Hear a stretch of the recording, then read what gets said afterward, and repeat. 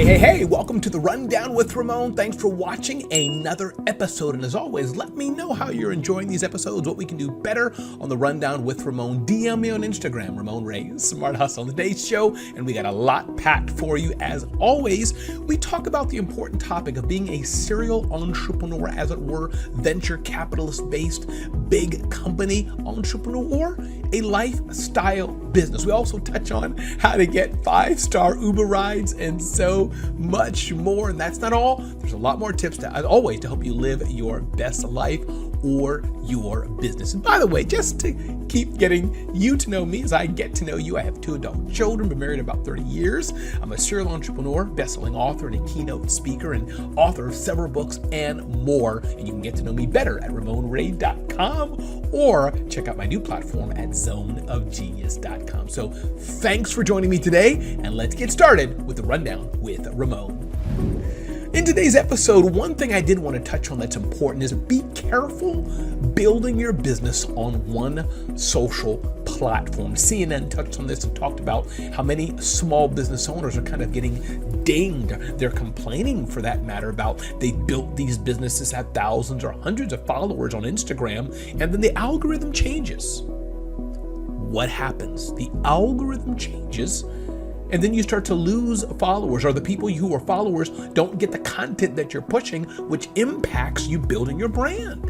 So the warning here, the advice here is be careful about building your business on just any platform. You're building it all on TikTok. Things are all going well. You're getting millions of hits or hundreds of thousands or thousands of hits on your reels and video, and then poof, all of a sudden, that's gone one day. Why? Because TikTok changed its algorithm, or somebody deplatformed you or canceled you, what have you. So be careful. I'm a firm believer that every business owner should have an email newsletter, should have a website, and should have one or more social platforms where you have a presence on, and you have a good CRM, that you're doing marketing automation. These are some basics of digital marketing for small businesses. So the tip here, the lesson learned here, is be careful of having your content on just one platform, because you don't want to be beholden to one platform or one company that can really impact your business. So be careful on that. I don't know if you know this, as we go to our second point here, but did you know that your lowly, quote unquote, humble basic car wash is a multi-billion, multi-trillion dollar industry? I just thought to let you know that. You look at your car wash, many investors are bundling together car wash services. I know they're doing it around where I live. They're putting them together, having brand new t-shirts and clothing for the staff, sprucing up the awning and painting and digitizing them with computer technology, etc., so they can connect them to the different other car washes in that car wash family. And sometimes not just car wash. Maybe they have a relationship with a oil change shop or a mechanic shop, etc., to be able to cross transfer, cross market. So I thought to let you know that, but it's also, what can you learn about this for your business? Maybe you're a web designer. Do you have a relationship with a few graphic designers? Maybe you're a graphic designer. Do you have a relationship with a few video editors? Maybe you're a video editor. Do you have a relationship with somebody who could help maybe with marketing automation to help take the videos that you're doing for your customers and help them generate even more business? So even those of us who are small business owners, let's consider the scalability of even our small businesses, what we can do to grow our businesses while still being the size that we want. This is an interesting article that happens. Suburbanites are getting up in arms and complaining because there's kind of a new dinner service platform or company that rolls around in Mercedes Sprinter vans and has food freshly cooked in that van and brings it right to your home. So it's different than Uber Eats or DoorDash, where the restaurant makes the food, it's transported in a car 10, 15, 20 minutes to your home. This is where the food is freshly cooked inside of a van, almost near your kitchen, and then brought inside. But isn't it an interesting one? The service itself is interesting, I think. Interesting, the amount of services that are around and the choice we have, right? It's amazing that you can have an idea and have a new competitor just like that. But I thought it was interesting how the things that we complain about sometimes in life, you'd think it was regular traffic on the highway, early in the morning or in the evening coming from work or going to work. But no, it seems like there's a traffic jam in the suburban hallways of America, as it were, because vans are crowding out the space and cooking fresh meals for family. So I thought that was pretty interesting. Wanted to touch on something else, and this is by AMI Sites, or AMI Sites, I think it is. It's always hard to say that, but it's AMIsites.com, a blog by Ami Kasser, who's a financial specialist and has a growing financial services businesses for small businesses. But he talked about the aspect of serial entrepreneur versus a lifestyle business. People think of serial entrepreneurs, and I happen to have created several companies and sold 3 companies. So I guess I am a serial entrepreneur, but I'm no Elon Musk. I haven't sold businesses that are billions of dollars, trillions of dollars, hundreds of millions. My business is a very small business, what I'm very proud of. But the point being, for most of us, we're creating small businesses. And some people would call that a lifestyle business. It's just creating it for your lifestyle. And they kind of ding on and throw shade on those who are not venture capital backed businesses that are built to huge scale. But Ami had a good point, and I think his article relays that aspect, that you don't have to build a big business to be a success. If you're building a business that's profitable, that's providing for your family what makes sense to you, that could be all you need. And that in itself is a successful business. So don't feel the pressure that everybody else is maybe giving on you, that you have to build a venture capital-backed, startup-based business where you have a cool, tall, gleaming building or whatever, or you're going to go public. No, if you're building a business that's profitable, that makes you happy, you know what? That could be just great, just for you. So shout out to all those that are building a lifestyle business. We can hold our head high and be happy with what we're building.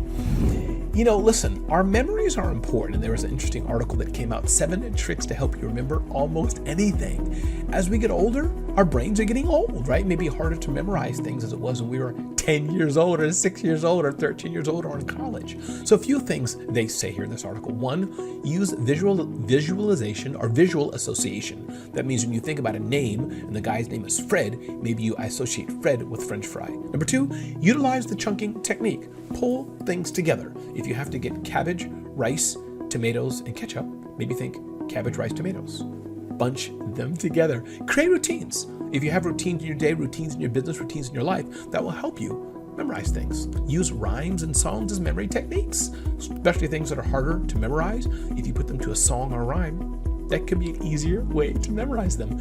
Use acronyms as memory tricks. That's interesting, using an acronym.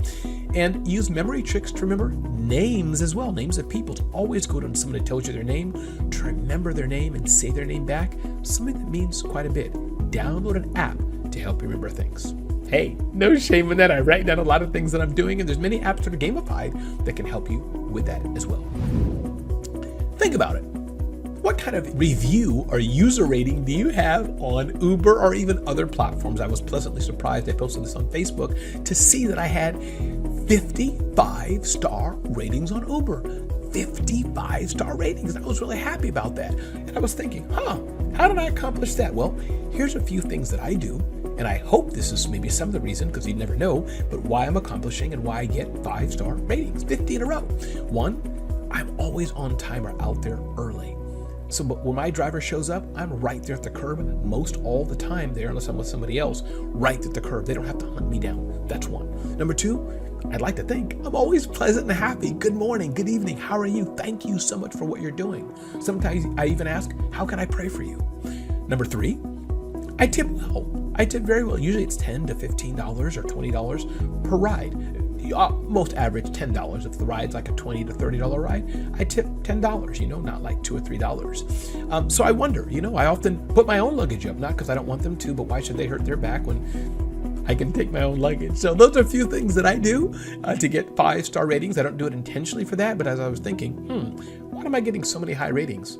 Those are some things I do. I'm curious, what do you do to get high ratings on Uber or other platforms? DM me on Instagram and let me know. Ramon Ray Smart Hustle on Instagram. Reach out and let me know. How to get speaking gigs. I'm often asked this question, Ramon, how do you get so many speaking gigs? How are you so successful and blessed in the speaking, besides thanking God, of course, for that? It's a few simple things, and I also posted this recently on Facebook. I think 1, to be good at the business of speaking, you have to be good at speaking. Not just good, you have to be great a great communicator, the pauses, how you put your voice, how you stand on stage, how you smile or not smile at the audience, the stories you tell. That's one thing that it takes to get paid and get repeated speaking gigs. Be very good at speaking. Number 2, be very good, be great at speaking. And number 3, it helps to network and be friendly. Reach out to people, identify opportunities of people who could leverage your speaking and or hosting, which are 2 different things. But those are a few things that I do for sure to build a speaking business. And I know you can do it too. Hey, listen, that was the Rundown with Ramon. I hope you enjoyed this episode. Check me out at RamonRay.com. Check out my new platform, ZoneOfGenius.com. And of course, check out BlackEnterprise.com. Now for my favorite part of the show, the expert panelists that we have on the Rundown with Ramon to chat about and talk about the things I just shared with you. Let's go to our panel.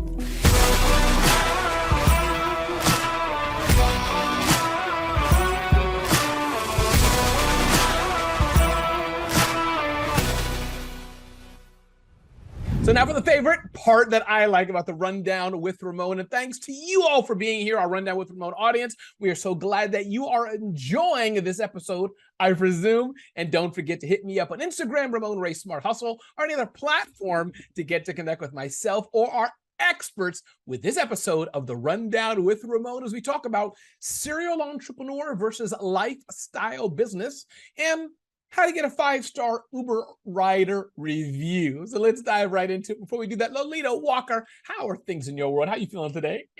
I am feeling amazing. 1 week down of teaching and in my doctoral program at Morgan State University. I'm feeling amazing. Hey, Ramon. You should be. And thanks for being here and your busyness and all you do in family and business. Thanks for being here, Lolita Walker.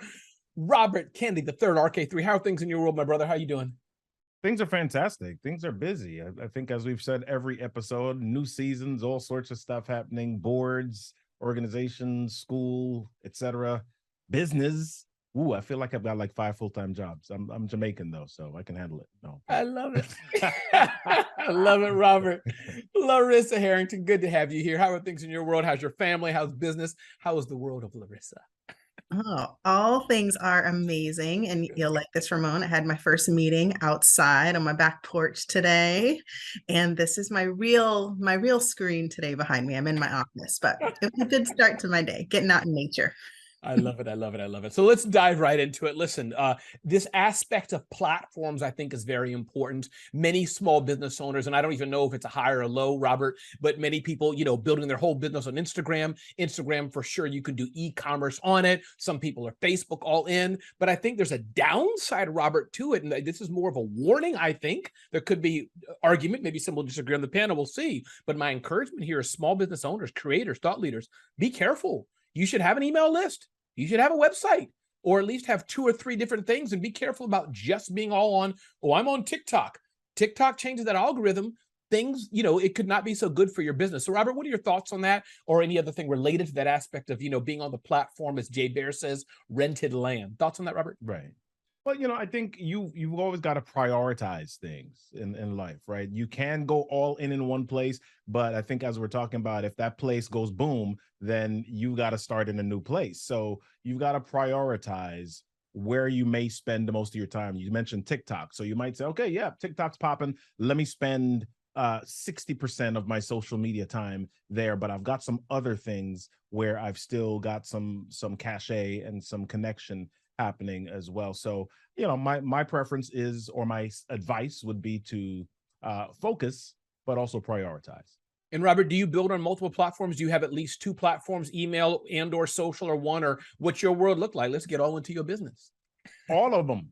Okay. No, my main platform, or the focus platform for the B2B side of my business, is LinkedIn. And that's where I spend the majority of my time. Outside of that, for my B2C, I'm on Facebook and some Instagram. I'm dabbling in TikTok, not really doing a whole lot there yet. And I still have a Twitter account. Right now, it's kind of a throwaway. Maybe I'm doing the right thing there or not. I don't know. But, my business is working. So we'll see what we can do next. Love it. You use it when I tag you for the Rundown with Ramon, probably on Twitter. How about that? Yeah. How about that? Yeah. Larissa, talk to us about yourself, Larissa. What did you think about what I said? And then yourself, I'm curious, are you on multiple platforms? Are you struggling like many in the Rundown with Ramon, or what's your world look like? And what did you think about this aspect, this warning of try to have at least 2 or 3 platforms? What do you think, Larissa? Yeah, I definitely see the value in that. And I, to be honest, have a social media manager that helps manage all of those things, because for me, it's understanding the value of it, but also knowing that it could be overwhelming for me to try to be amazing on all of these different platforms. So I have a presence on them, but the one that I'm mainly on is Facebook and sometimes on Instagram. I literally just last week set up a Twitter because on Clubhouse, people would tag the other people, but mine wouldn't come up as a tag. And I was like, okay, I just need to set something up at least at a minimum if other people are going to be tagging me and stuff in a place that I don't even have an account. So yeah, definitely, what Robert was talking about with prioritizing and then having like some sort of strategy, because sometimes people are just all over the place and then they're not showing up well on any platform, versus my belief is show up authentically, but also don't feel like you have to try to be like everyone else and on all of the platforms. Yeah. No, for sure. And talk about, you mentioned social media manager. Talk to the Rundown with Ramon audience, Larissa. Do you remember at all when you were doing it yourself versus when you hired? Have you always had one hiring? You like somebody else can do this better? Just educate us how you're doing it, but more importantly for others listening, when should they do it themselves? Why do you have one? Feel free to unpack that a bit more. Yeah. So for me, I think it's probably been 3 or 4 years that I've had them, and I've been using the same person now for about a year, who helps, like, to be honest, like Reels, I will just send her a video and then she turns it into Reels for me, because that for me is easier. And I know some people do them and they're creative and amazing. That's not my jam right now. So I appreciate having somebody else. And prior to that, I just wasn't on all of the platforms. So it's not like I was doing them and then I hired somebody to take it over for me. It was about saying, hey, you need Google My Business, and you need to be on LinkedIn, and you need to have all of these other places, have a presence. And so basically I will post, and I have a copywriter that helps with content as well. And we send it to the social media manager so that she can post it on all of the platforms. I love it. I love how you're doing it, how you roll. Lolita Walker, talk to us about what you're doing. You're on Clubhouse at least once a week, if not more. I definitely know you have an email newsletter, quite a bit of things you're doing. What is your advice to those? Do you concur with this aspect to be careful on being just on one platform? Then 2, talk to us about what you're doing, what we can learn from what you like or don't like about how you're doing what you're doing. Yeah, I love this question. One of the things, Ramon, is that I absolutely believe in an email list. Now, I also believe in getting too many emails. So you really need to be strategic with it. I get so many emails. And so we can go on a whole tangent of what should be content for that. But one, always getting the folks information that are following you. I believe in following your followers, right? Feeding your followers, following your followers, but also knocking on other doors. So I am on Instagram, I'm on LinkedIn, I'm on a number of different platforms, but I also believe that for knowing your client. And if I learn that my clients are in other spaces, to be able to try that as well with the content that I already have. So the answer is yes, multiple places and spaces. 2, be strategic in where you go, because you're only one person. 3, when the time comes, like Larissa said, engage somebody with the ask of helping you so that you can show up consistently across those platforms. Yeah, I hope that helped, because I'm telling you, it is a beast to be able to try to work in it, but it's also a beast when you think you have to do it all yourself. That is true. And I don't think there's one right way per se. I think you should have some presence. That I would unequivocally, I think I see the knowledge. We can all agree you should have some level of presence, but it's up to you, how much you want to do that, for sure. I do find, Robert, that creating Reels, Larissa had mentioned Reels and things like this, which are not difficult per se, but that's one thing that has just stopped me, Robert. I'd like to think I'm a pretty smart guy, and I like to hear what everybody else thinks. But, listen, doing a video, me doing it, as you know, Robert, I can do that all day. That's my jam.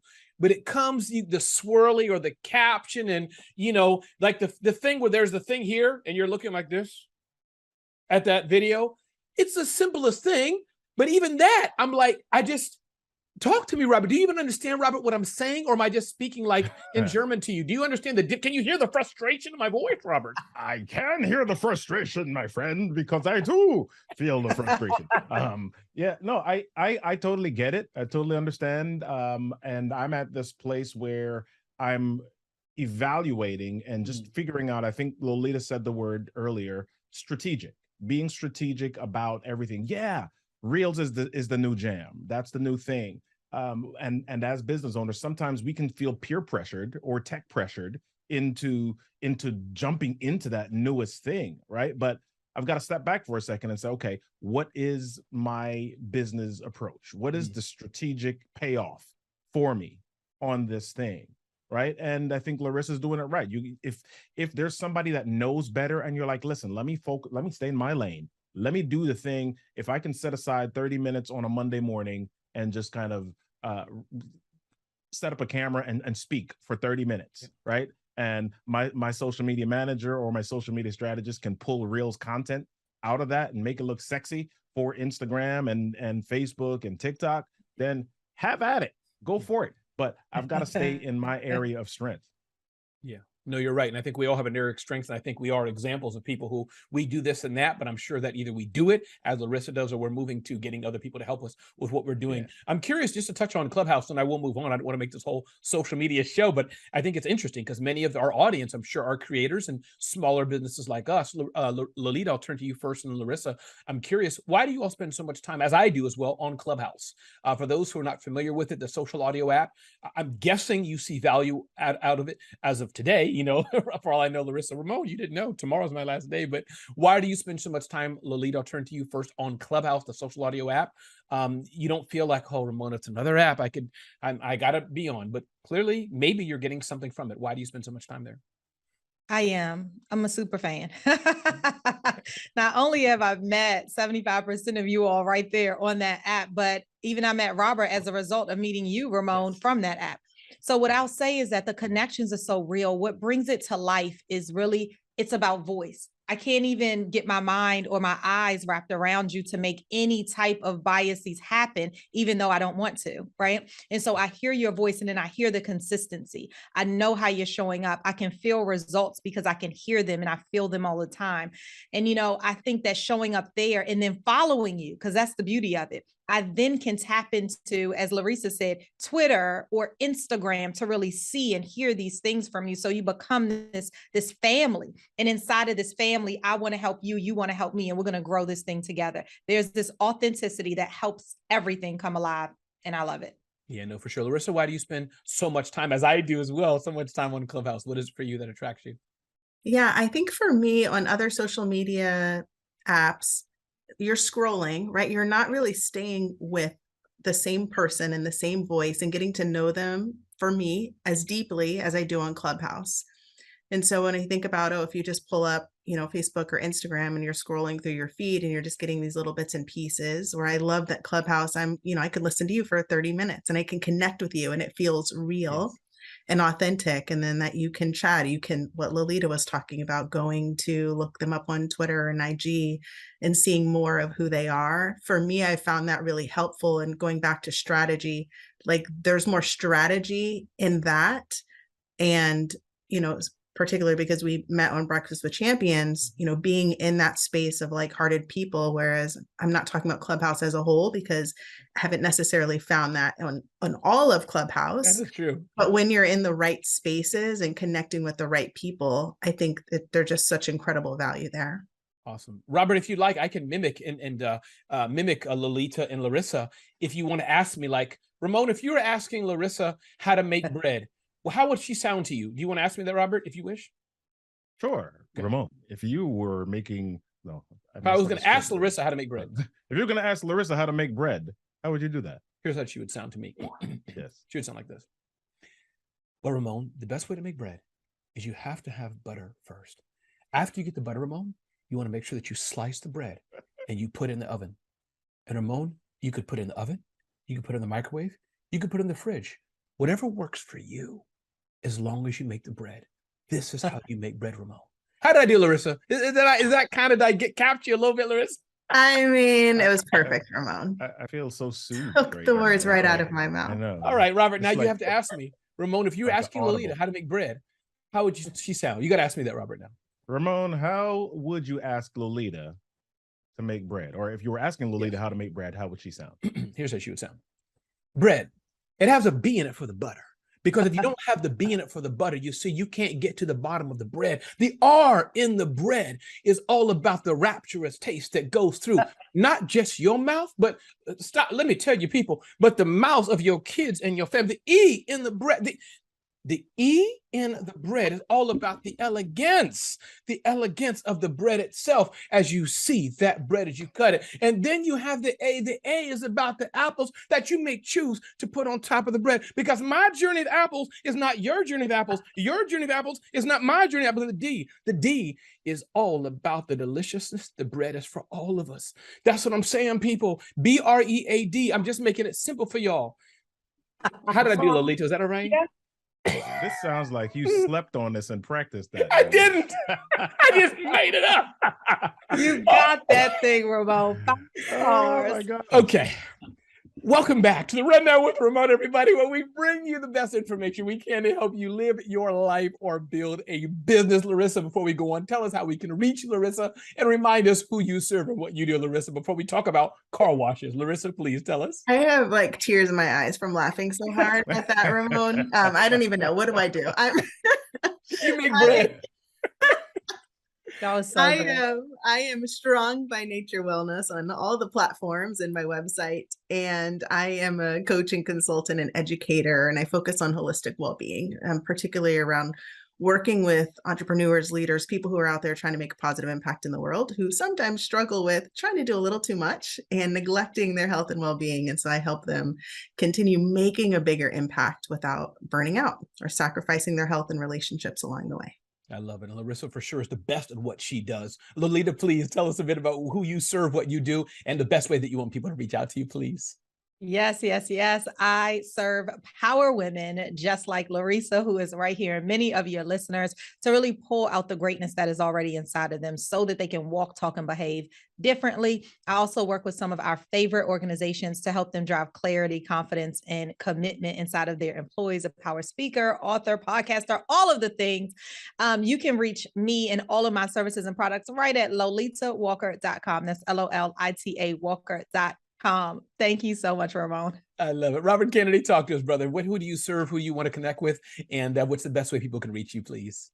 Whoa, yes, I work with small business owners and leaders, business leaders, specifically in the real estate space, teaching them how to tell their stories on stage and on video so that they can attract their ideal audience and generate more income. And you can hang out with me. Just go to RK3, that's me, and you have all of my socials and all the things and resources there. Do it. Do it. Absolutely. And one day, Robert, I'm going to have to mimic your voice. It sounds so lovely as well. Larissa, when you take your car to the car wash, whether you have a car or not, but when you take your car to the car wash, Larissa, you may not know.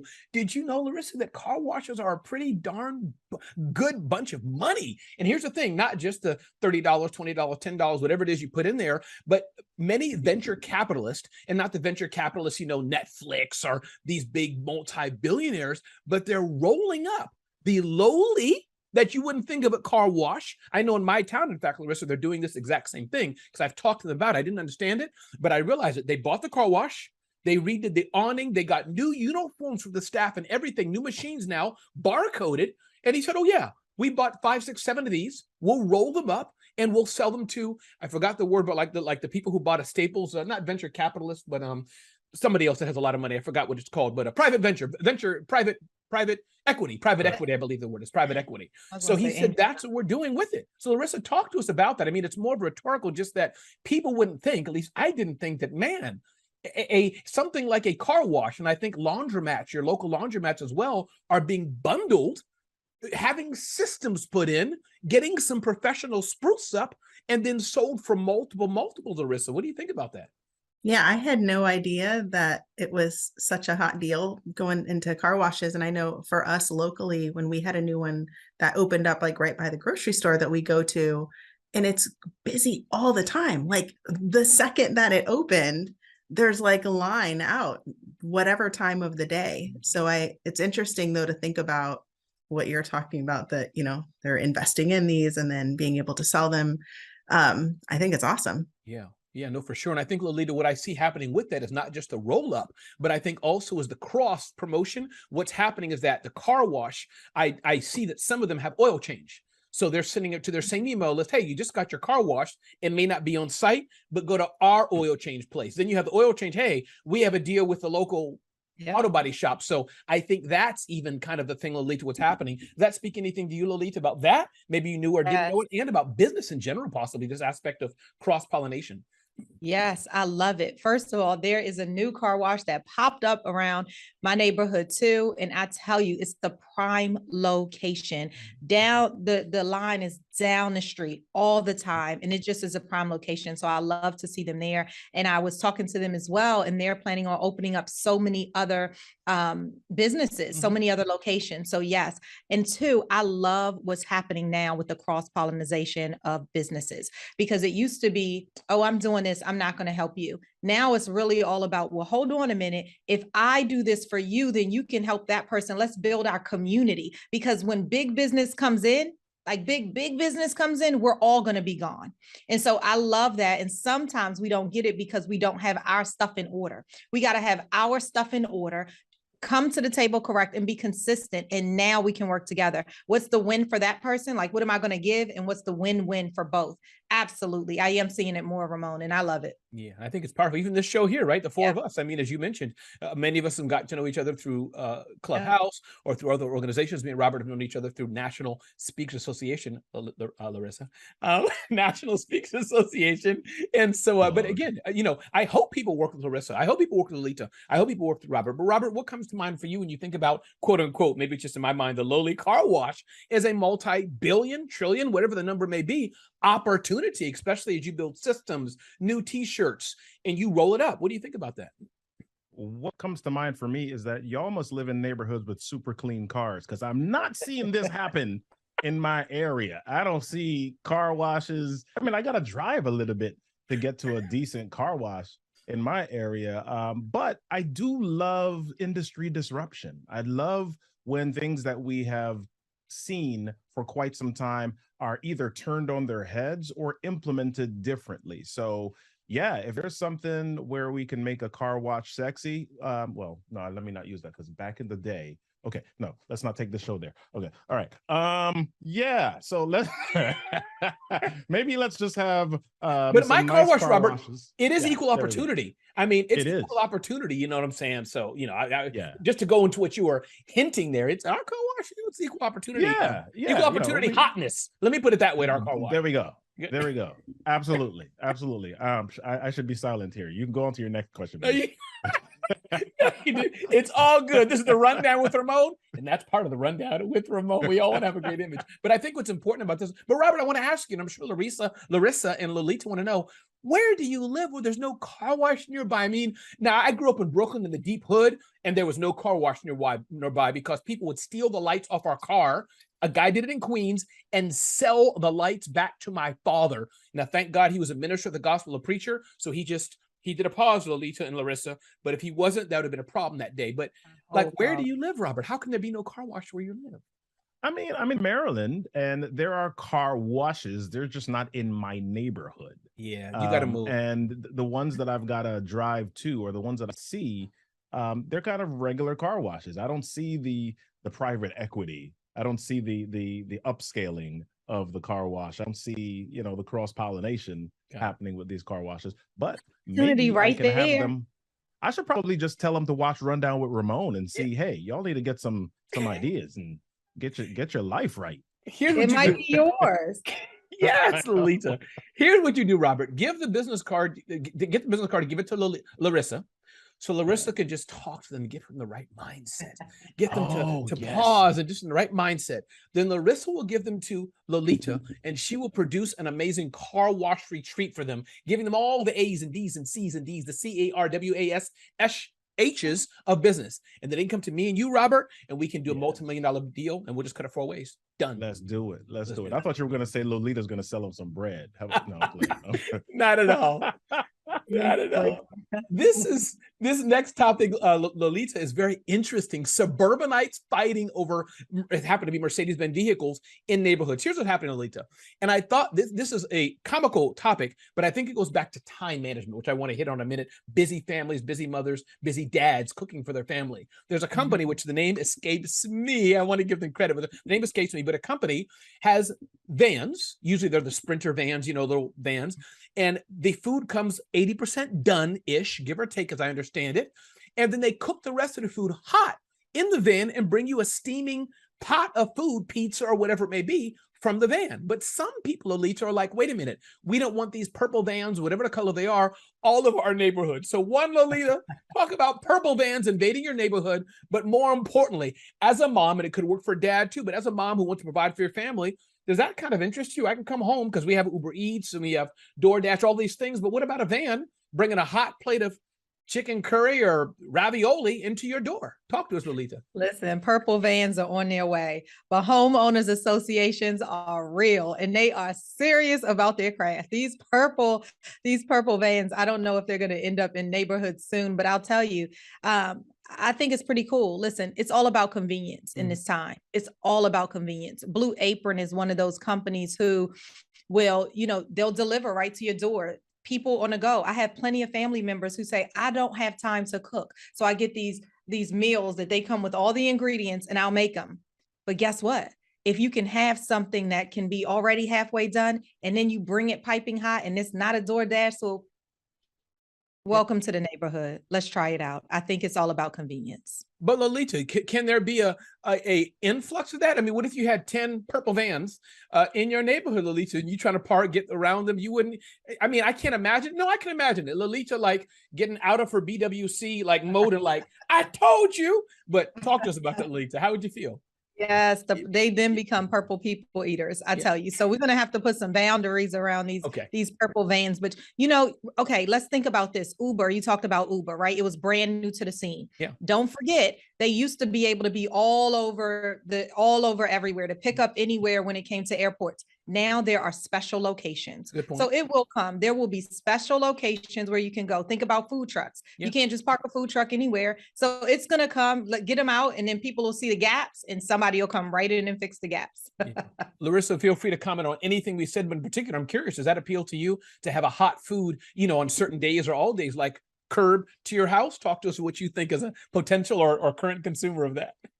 Yeah, I would love that so much if they could come to my neighborhood. I would not like it if they're out and then knocking on my door to be like, hey, we have some piping hot food. Do you want it? Like, no, don't come bother me. No.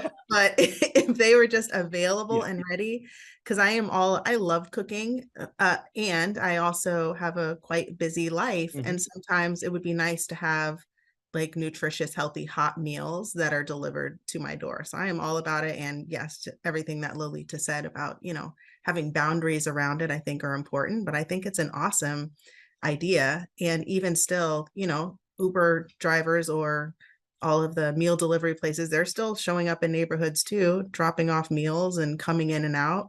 So I'm all for having a purple van and delivering my family a hot meal. And if they could also I don't like using reusable or throwaway stuff, but if they could do the dishes too afterwards, that would be really nice. That's an upgraded service. Clean my dishes and then bring my clean dishes back to my door. Yes. Robert, touch on anything you want to touch on, but one thing that comes to mind for me is that, Jeff Bezos said this about Amazon, that my job is to slow down Amazon's demise. Something he said, and some people didn't get that, like, what? They'll be around forever. But what I'm seeing here is that two guys in the garage, two girls in the garage can create something, and especially if they have capital, this is probably very capital intensive, Robert, but can be the next competitor. Blockbuster didn't know it until Netflix, it was too late. So that comes to mind for me, Robert. This sounds like a niche, cool service, but who knows if it could be the next big thing in the future. Anything on that, Robert, or anything you wanted to touch on in the previous conversations that we said? Yeah, I mean, I'm with you, man. I would love to have the purple trucks bringing stuff to me, right? And I get the whole idea of them being idling or hanging out in the neighborhood, maybe taking up space on the street. But I think, as Lolita mentioned, I mean, another example is remember when Teslas first came out and there were only 2 Tesla charging stations in the rest area. Right now, you go past these rest areas and there's 16 of them, right? So the supply and demand, that's what it is. And as far as the HOA, listen, how about you just make a purple truck parking lot right at the entrance of the neighborhood, and then anybody in the development can call them and they'll come up to the house and deliver a hot meal within 30 seconds or 2 minutes, whatever it is. But let's make this happen, people. Come on. Let's do it. Purple truck parking lot. And why didn't we think of it? Don't you hear some of these ideas sometimes? You're like, why didn't I think of that right there? That's because we're too busy impacting individuals in the world. That's what, because we're impacting the founders of these companies. So that's right. That's right. Let us know. We'll be there. $1,200 an hour, $2,500 an hour, something cool like that. I'll take that. Don't sell yourself short. Don't sell yourself short. Woo, go ahead, girl. All right, listen, Ami Kassar, I'm probably pronouncing his name wrong. He owns a funding business for small businesses. So Ami Kassar, if you're watching this, shout out to you, my friend, and thanks for the years of work you've done in financing small businesses. But he had an interesting article he wrote, I think, on his blog, AMIsites.com, where he talks about serial entrepreneur versus lifestyle business. I'm going to turn to you for this, Robert, first. And I think my question of the thought is, at times I've heard that, if you're not building a VC-backed multi-billion, multi-million-dollar investable business, it's just a lifestyle business. Oh, you only earn $200,000 a year, or you're not really, if you're not trying to grow it into a multiple, it's just a lifestyle. Like lifestyle is a pejorative. But my thought, Robert, I don't want to take thunder away from you. My thought, Robert, is that it's fine to build a quote unquote lifestyle business. Meaning, if you have a side hustle, if that's all you can do or you want to do, I do think side hustles are tough. Great. But if your business generates a few $100,000 a year and it's highly profitable, maybe my sights are low. I don't know. But I say, God bless you. Everyone can't maybe, or doesn't have to build, Robert, a $100 million VC-backed business. With all that, Robert, I'd love to hear your insights, your thoughts on where I'm trying to go with this. We can put so much stock in labels and really drive ourselves crazy in life.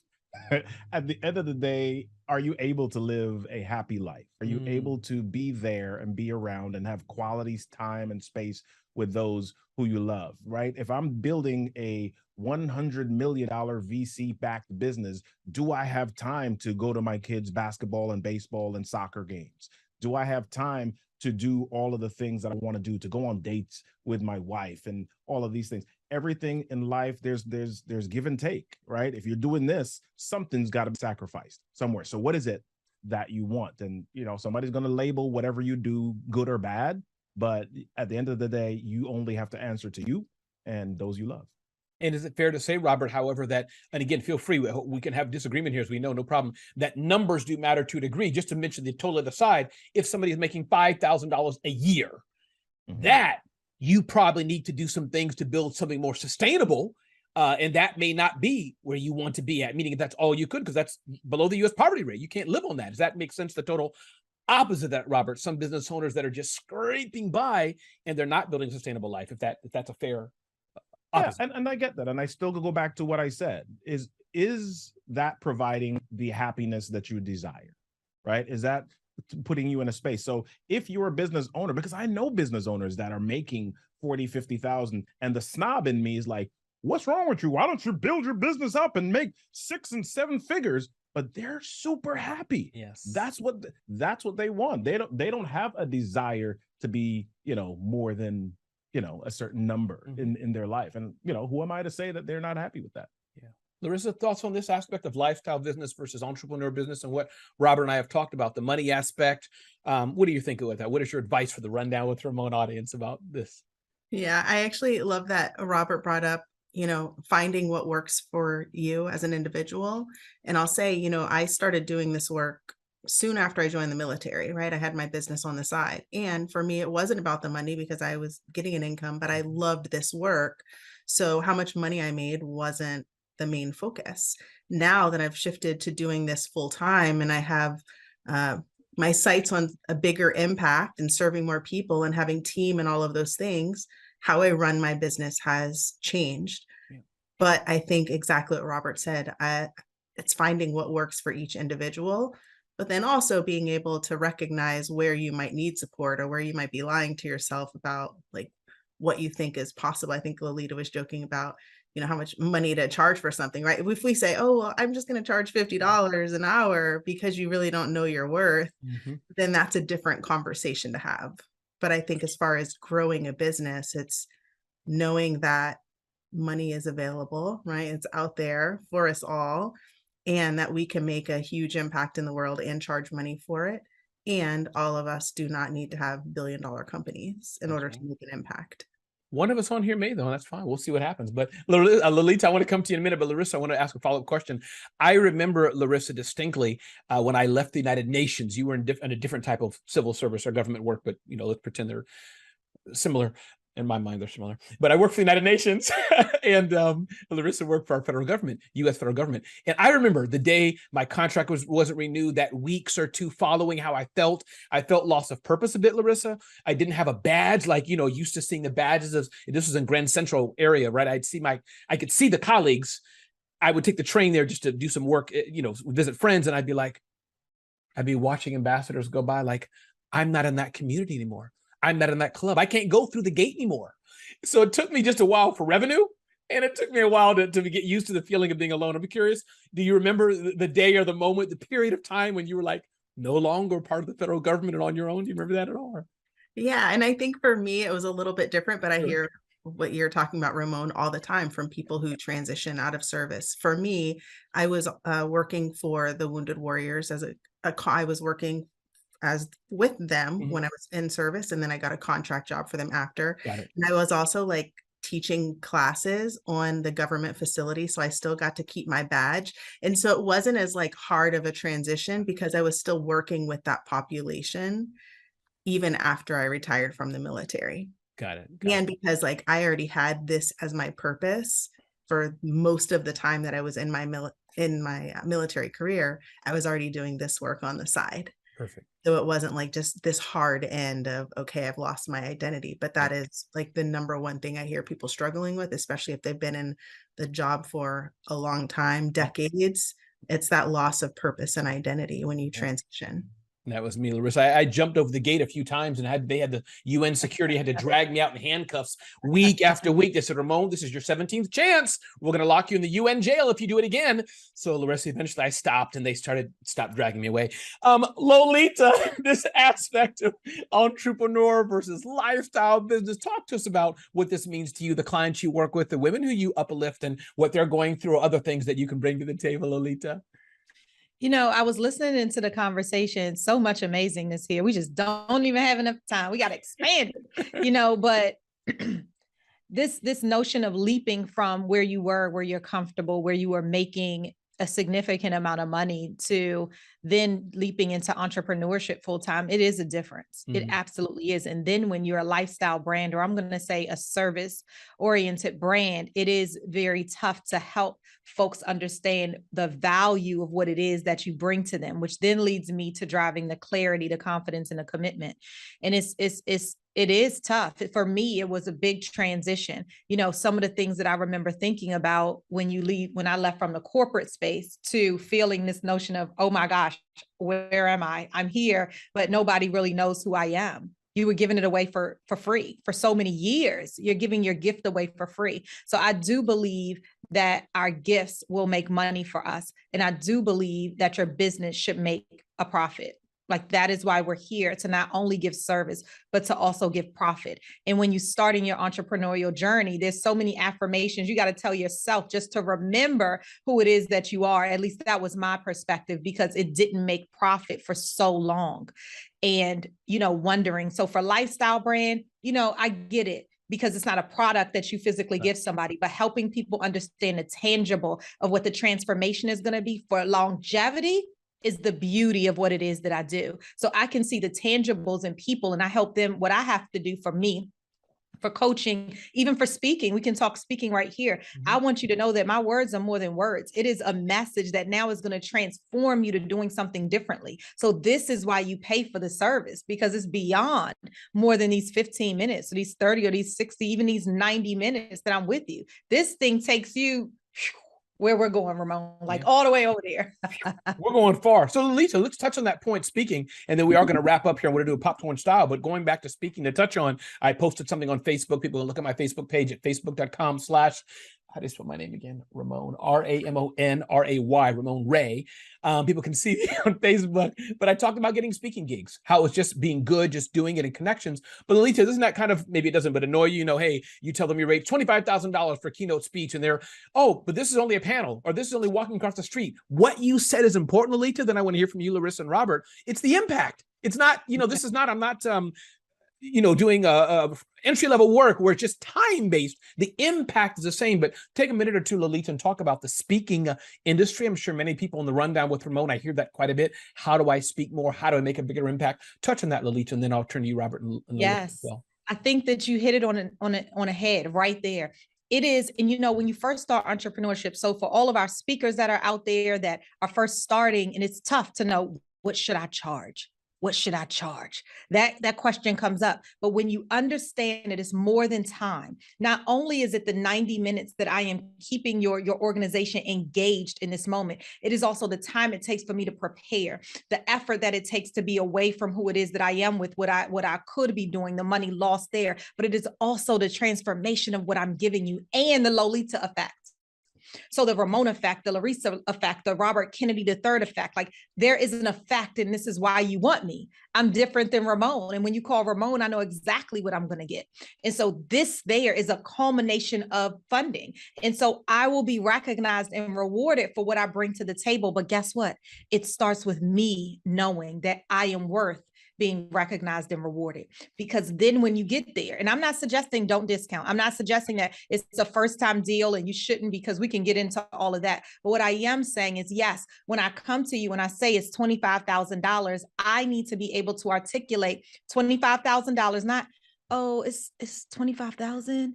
No, do you know why you're charging that? Do you know why you're charging that? So if I'm clear, if I'm confident, then it's going to come across to the people on the other side. And you got to understand, own your yeses, respect your nos. Oh, I love it. Robert Kennedy, definitely member of NSA, National Speakers Association. Talk to us your thoughts. And I know you can do this for hours, but echo off of what Lolita said and talk to us about speaking, Robert. Well, I think the money part of this is a big hurdle that a lot of people have to jump over. And we put a lot of awkwardness in the space. And I think Lolita was spot on when she talked about the confidence with which you even say the number and the worth that you bring to that space. I remember my first business coach, he was asking me about what my hourly rate was. And when he asked me that question, I told him it was $65 an hour. This was back in the day when I was charging hourly. And I'll make this short. We went through a bunch of stages and he said, double that. Does that scare you? That's 125. I said, no, it's not really scaring me because there's some other people that make 125. And he said, double that. I said, that's 250. He said, does that scare you? I said, yeah, that's ridiculous. Nobody makes that. He said, here's what I'd like for you to do. I want you to write, my rate is $250 an hour on an index card. And I want you to post it on your monitor. And I want you to say it out loud 10 times a day. And I started doing that. And I remember getting a call from a company to do a contract one time, and they were like, what's your rate? And a lump came up in my throat. I was like, but I was able to spit out 175 per hour. And they were like, okay, send us the contract. I was like, oh my gosh, right? So I changed how I worked after that, but it was several years after that I was doing something and I charged a certain number, and when I worked it out, it was $250 per hour, right? And I just did it without even thinking at that point. So, all of us can do that once we not only understand our worth, but once we work through the awkwardness of money. I mean, go read The Soul of Money by Lynn Twist. Somebody, come on. Come on, let's do it. Larissa, talk to us about this aspect of speaking, Larissa, or rates or whatever's on your mind here. But I know this is a very important point, and knowing the work that you do, having been around you, Larissa, for several months now, over a year or so, a lot of it's mindset, a lot of it's all in our mind. But talk to us, Larissa, on that. Yeah, I actually love the examples that Lolita and Robert just gave. And yes, about the power of us showing up, and that it's not the hourly rate for me and my views around this, right? It's all of I have so many thousands of hours of education, like that plays a part in it. What I bring, the preparation part, and the impact that it makes after, the fact that people come up and be like, hey, because you said this one thing, you impacted all of these areas of my life, or I hear you in my head when I'm doing this thing, right? It's not just for this hour I'm supporting you.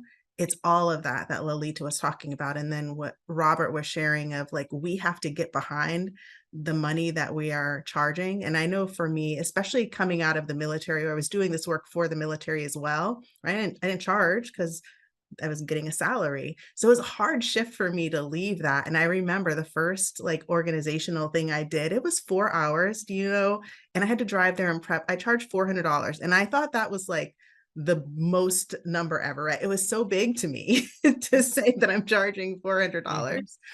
And then, 2 years ago, it was like, oh, $4,000 for this thing virtually. Yes. And it was like nothing because my body had to get in the place to where it was on board with that number. Yeah. And No, so I love this. recognizing our value and like truly knowing what we bring to the table. No, Larissa, you're spot on. And I think that two things I'll add to this as we get ready to close. We get ready. I would like to hear again from you how we can reach you, who you serve. But I think that also we have to, having the right customer, I think that's an important as well, having the right customer. And I think most importantly, that confidence, because you're right. But Robert, when people ask me my rate still, y'all will be able to hear a slight stutter as Ramon says his rate. I still have a slight stutter. It's hard, but I'm getting over it after that. I'm like, oh, you hired Mel Robbins? Oh, done. My rate, 30, 40. You know what? 60 sounds good to me after I hear you hired Oprah or Barack or somebody. I'm like, anyways, Lolita Walker, one more time. Tell us how we can reach you, who you serve, who you'd like to be in touch with as we get ready to wrap up the Rundown with Ramon. I absolutely love the Rundown with Ramon. Okay. Reach me at lolitawalker.com. That's LOLITA Walker.com. And come on over to Instagram. Hey, Coach Walker. I would absolutely love to see you. Yes, you call me if you are a power woman who really is ready to go to the next level. Point blank, period. That is when you call me. I pull out all the greatness that's inside of you, reframe it for you so that you walk, talk, and behave differently. Call me if you are within an organization and you are ready to up level any of your teams to the next level. That includes from the shop floor to your executive C-suite level. And then what else am I saying? No, that's good. It. Who serves you and how we can reach you. I love it. Lolita, love it. Brother Robert, how can we reach you, Brother Robert? And who do you serve, or what would you like to add on there? I'm going to follow Lolita. Call on me if you are an association or a brokerage that serves their agency. You want to help them figure out how to create messages that move people to action. Call me if you are that person in the real estate industry. So you can connect with me, go to RK3, that's me, and you'll see my socials and resources to help you out and all the things. I'll see you on the interwebs. I love it. Lolita, wasn't that a bit TD Jakeish? Call me if you call me if you and call me. Don't let me whip up my organ style. Larissa Harrington, one more time, tell us who you'd like to reach out to you and how we can reach you, Larissa. www.strongbynaturewellness.com. Strong by Nature on all the places, Strong by Nature Wellness. And I'll just stick with the flow of it. You can call me if you are a purpose-driven entrepreneur or leader, somebody who is out there doing amazing things in the world, and you're also recognizing that your health has been on the back burner, particularly if you've been diagnosed with something, if your doctor's like, hey, you can't keep going at this pace any longer, and you realize that the work you do is too important and your purpose on this planet is too important, and you want to make sure that you are taking care of your health while also making an impact in the world. You can call me if that's you. And if you have an organization where maybe you have a lot of people who are out with burnout, illnesses, like people are really struggling because they're just working so hard to do amazing work, call me and I would love to support your organization. And we focus on things like mindfulness and emotional intelligence and stress management and how to be a more impactful leader without burning yourself out. Call me. I love it. Call me. Hey, everybody, this is Ramon Ray. You can get to me better at RamonRay.com, not Ramoncito, no D, no Y, just RamonRay.com. Thanks for letting us serve you on this episode of The Rundown with Ramon. Share it out, as Lolita says, pew, pew, pew, something like that, she says. Share it out with your friends. And again, thanks for watching The Rundown with Ramon. So that's it. Thanks for watching The Rundown with Ramon. Get to know me better at RamonRay.com.